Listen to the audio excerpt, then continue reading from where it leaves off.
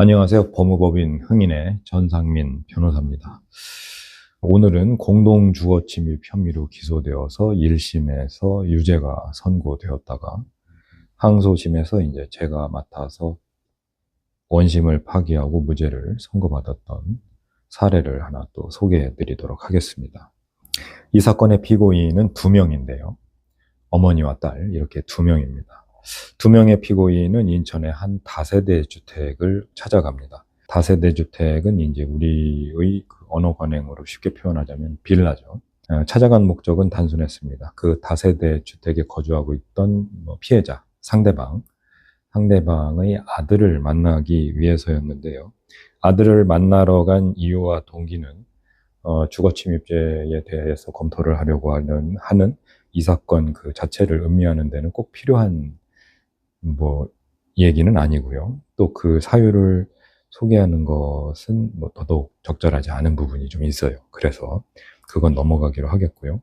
아무튼 두 사람은 이 다세대 주택의 공동 현관을 지나서 피해자가 사는 그 호수의 현관 앞까지 올라갔던 겁니다. 그래서 그 집 아들 이름을 불렀던 거고, 그러니까 피해자, 즉 상대방이 이제 문을 열고 밖으로 나온 겁니다. 그리고 나서는 이제 서로 말다툼을 하기 시작을 했는데요. 여기가 어디라고 왔느냐, 더 이상 할 말 없다고 하지 않았느냐, 우리 아들은 지금 여기 없다, 이제 이런 식으로 난 더 이상 할 말 없으니 그냥 가라, 가지 않으면 신고하겠다. 그래서 이렇게 나왔더니 경찰에 이제 신고를 한 겁니다. 주거침입으로. 그래서 신고를 했더니 경찰과 검찰은 실제로 이것이 주거침입에 해당한다고 이렇게 본 겁니다. 그러니까 폭처법상의 공동주거침입으로 의유를 해서 이 두 사람을 검찰은 기소를 해버린 거죠. 1심 재판부는 두 사람이 공동으로 주거에 침입한 것이 인정된다고 하면서 유죄를 선고했는데요. 논리 자체는 맞습니다. 일단 주거라는 것이 무엇이냐라고 할 것 같으면, 주거라는 것은 인간의 기와 침식에 제공되는 모든 장소를 말합니다. 기와 침식이라는 것은 일어나고 눕고 잠자고 먹는 장소, 이런 목적에 이용되는 곳이라면 그게 방 한 칸이라든지 판잣집이라든지 심지어는 새우젓 보관하는 토굴이라든지 그건 상관이 없는 겁니다. 그건 다 주거가 됩니다. 그리고 여기에 주거에는 그 주거 자체를 위한 건물, 그러니까 집뿐만 아니라 그 부속물도 다 주거로 봅니다. 그러니까 복도니 계단이니 현관이니 정원이니 지하실이니 이런 것도 다 주거가 되는 겁니다. 그러니까 지금 말씀드리는 다세대 주택, 그러니까 빌라, 다가구용 단독주택, 고시원 같은 걸 말씀드리는 거죠.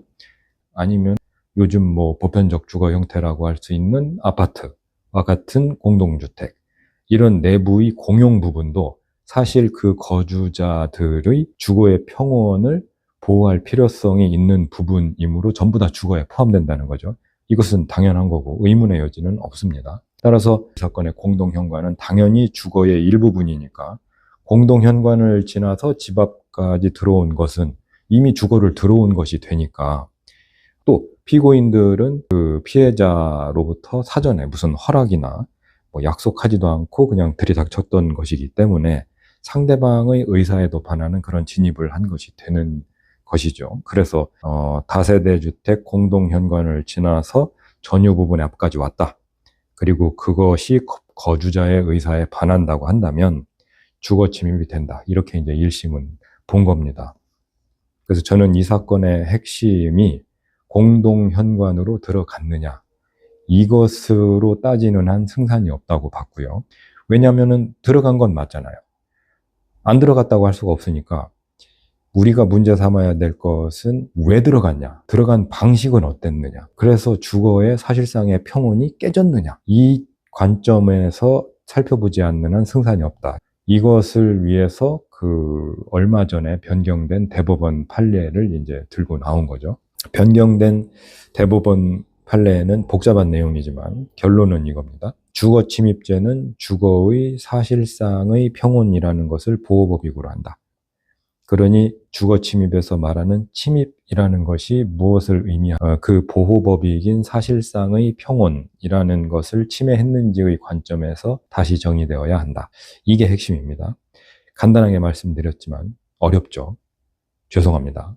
그러니까 더 쉽게 말씀드리면 제가 원래 사법고시 공부를 할 때까지만 해도 주거 침입죄에서 침입이라고 하는 것은 거주자의 의사에 반하는 진입이었습니다. 그러니까 그 주거하는 사람의 의사에 반하는 입장이 있으면 그것은 침입이 되는 겁니다. 그러니까 거주하는 사람이 싫다고 하면 침입인 거예요. 그런데 대법원은 이것을 다시 살펴봐야 한다는 겁니다.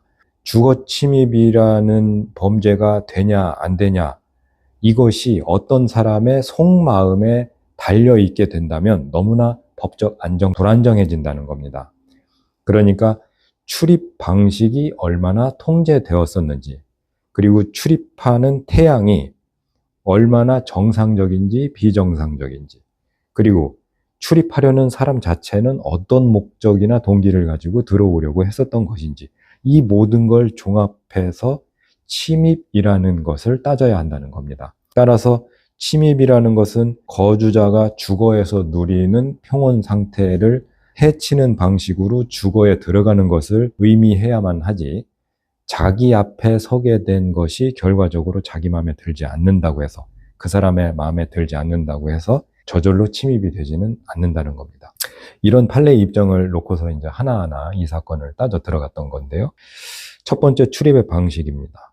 이 사건 다세대 주택의 공동 현관은 열려 있었고 비밀번호를 알아야만 들어갈 수 있었던 그런 곳이 아닙니다. 그리고 두 번째, 출입 통제의 현실.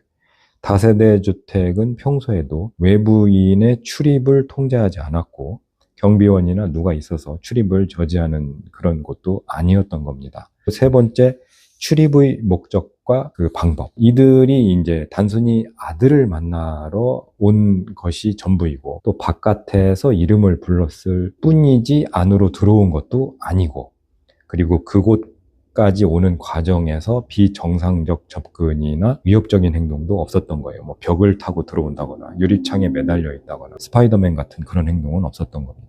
따라서 항소심은 저의 이런 변론을 받아들여서 피고인들이 공동현관에 들어갔다라는 점만으로는 합리적 의심 없이 주거침입이 성립한다고 단정할 수는 없다라고 하면서 1심이 유죄로 선고했던 파기하고 무죄를 선고했던 것이죠.